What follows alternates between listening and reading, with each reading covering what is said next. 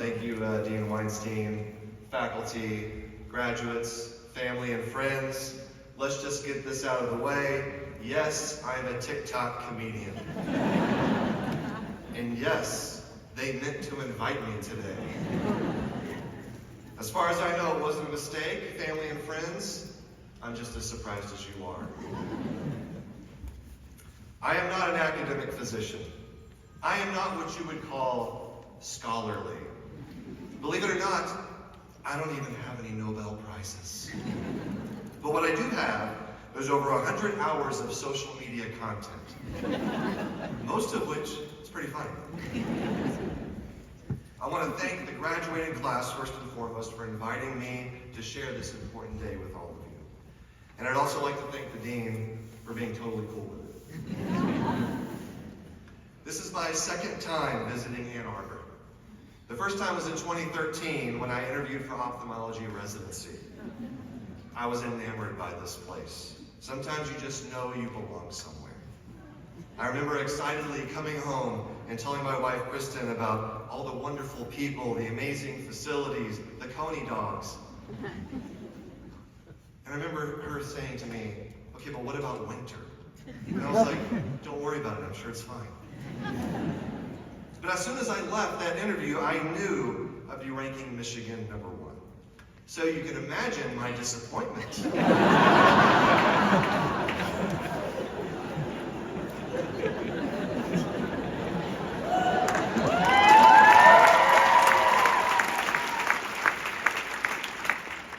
When I opened up that envelope and I did not see the University of Michigan there on the page.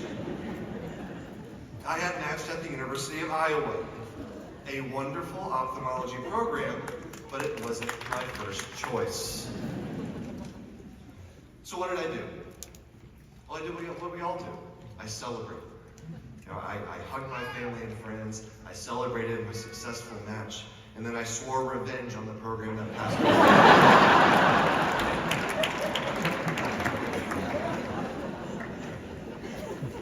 But you know what? I'm standing here now. It all worked out, so no hard feelings, you guys. Graduates, 11 years ago, I sat where you sit today. Excited, a little bit terrified to begin my medical career.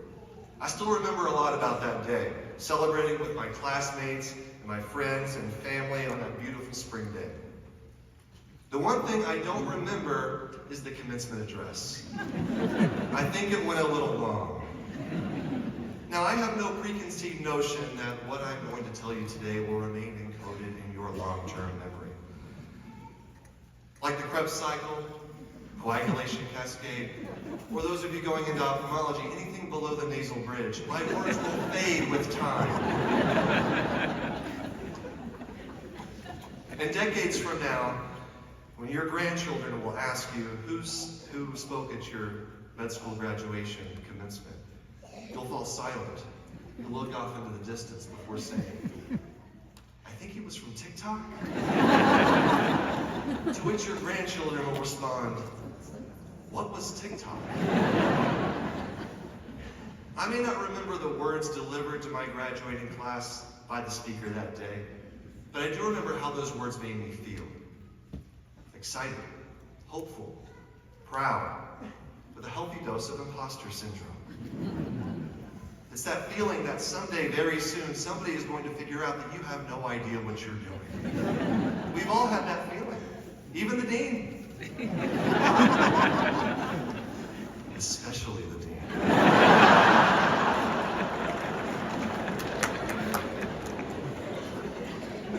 You see, here's the problem with these commencement addresses, okay? People like me stand up here and tell you about the enormous responsibility you're taking on as physicians, how it's up to you as the future of medicine to help lead us toward a more equitable, a more compassionate, a more humane healthcare system.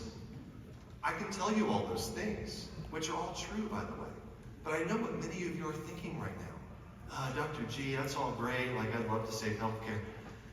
Can I just get through residency first?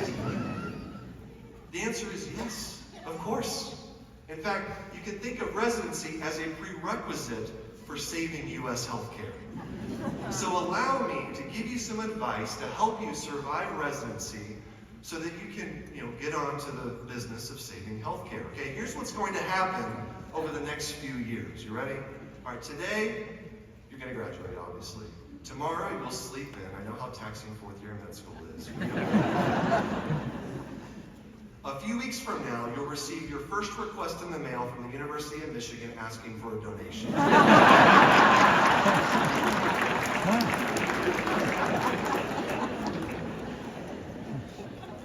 Ignore it, you're broke.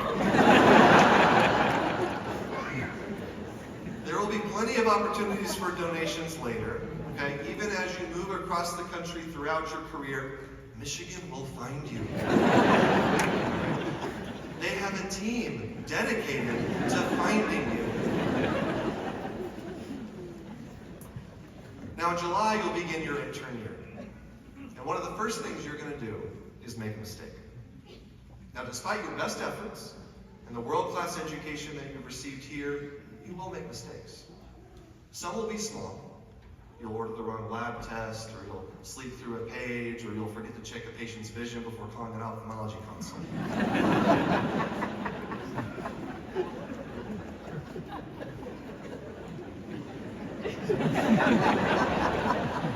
Other mistakes will be big. Mistakes that will shake your confidence. That will make you question whether you have what it takes to do this job. Please don't keep those mistakes to yourself. Talk about them.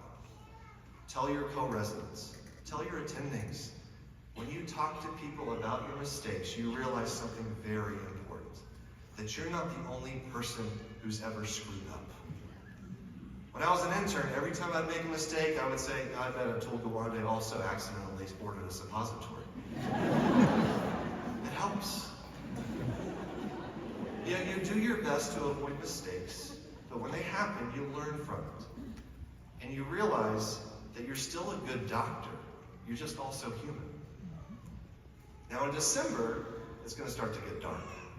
Right? You may not see sunlight for days or weeks, or for you future radiologists, years. Order one of those sad lamps. Right? Put it in your car. It does help. It does help. But also throughout those dark days, throughout residency, maintain a connection to your creative side. All of you have a tremendous amount of creativity. All of you have something in your life outside of medicine that brings you joy, that tickles a different part of your brain. Medicine in the year 2024 does not value creativity. It values efficiency, standardization, protocols, templates, smart phrases, see more patients, write more notes, but do it efficiently. As a result, we lose our connection to our creative sides, especially when we need it the most, when burnout, moral injury, and depression among physicians are more prevalent than ever. Hold on to your creativity, nurture it. Carve out minutes or hours in your schedule to sing, dance, write, dress up as different specialties in medicine, and record yourself alone in your bedroom. We all have a thing. Make time for it. Since 2020, I've been making these little silly comedy videos. I don't know if you've seen them. The most common feedback I've received over the last few years is that those videos helped people get through the pandemic, which is awesome. Because how else is an ophthalmologist supposed to help during a respiratory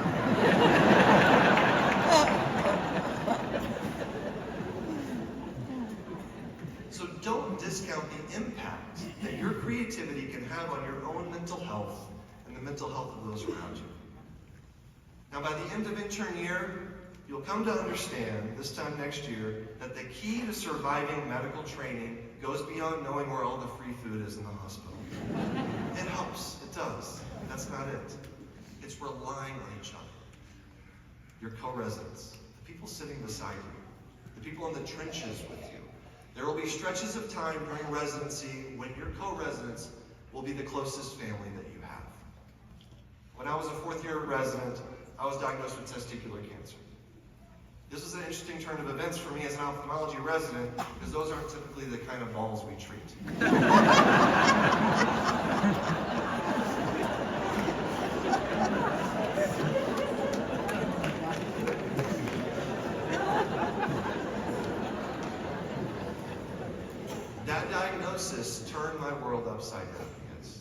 Suddenly I was facing cancer treatment and oncology appointments when I should have been celebrating the end of residency and looking for my first job out of training. It was too much for me to handle alone. But my co-residents were there for me. They took call for me. They filled in for me in clinic when I was recovering from surgery, all without the expectation of reciprocity. We built that culture of support and compassion for one another. Residency is one of the most rewarding, but also one of the most difficult things you'll ever do. You can't do it alone. You can't. You can't go through a career in medicine alone. Help each other and let other people help you. Create that culture wherever you go and sustain it throughout your career. Eventually, residency will end, even for you future neurosurgeons. It will end. And you know what that means? That means that you have completed your prerequisites for saving healthcare, okay? It wasn't until I was out in practice when I really started to understand the world in which we practice medicine. I started to see how the healthcare system is failing us and our patients. A system that devalues the clinical decisions that we make through automated claim denials, prior authorizations, endless peer-to-peer reviews. It's a system that leaves our most vulnerable members of society without access and the ability to afford the medications, the treatments that they need. That is the system you are graduating into. It's a system that prioritizes profit over patient care.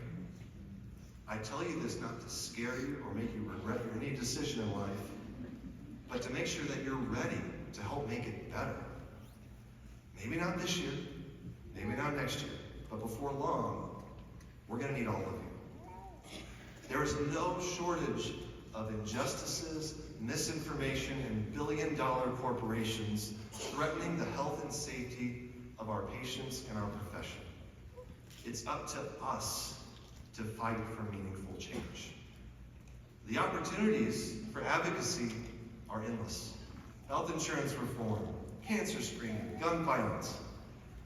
Get involved in national organizations, lobby on the state and federal levels, get active on social media, turn your passion into positive change. It works, but only if we do it together. In the past decade, we've seen the No Surprises Act, prior authorization reform, PBM reform, restrictions on the corporate practice of medicine. We've seen all these things. Advocacy works. We need to continue stacking up wins, and we will. We will. I know we will. We owe it to our patients, to the public, and to ourselves. I want you always to remember this. As a physician, your voice has weight. Your voice has power. Together, our voice is overwhelming. My final words of advice for you all, the class of 2024.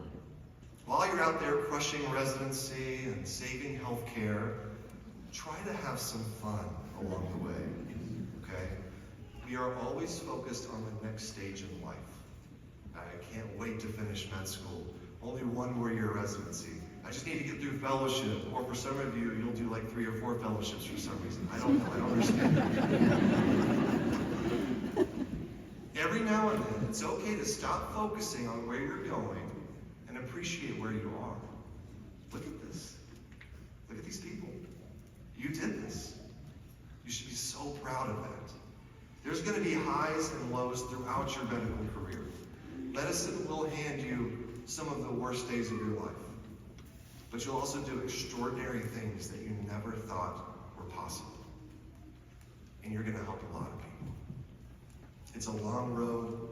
Try to have a little bit of fun along the way. Congratulations, University of Michigan, class of 2024.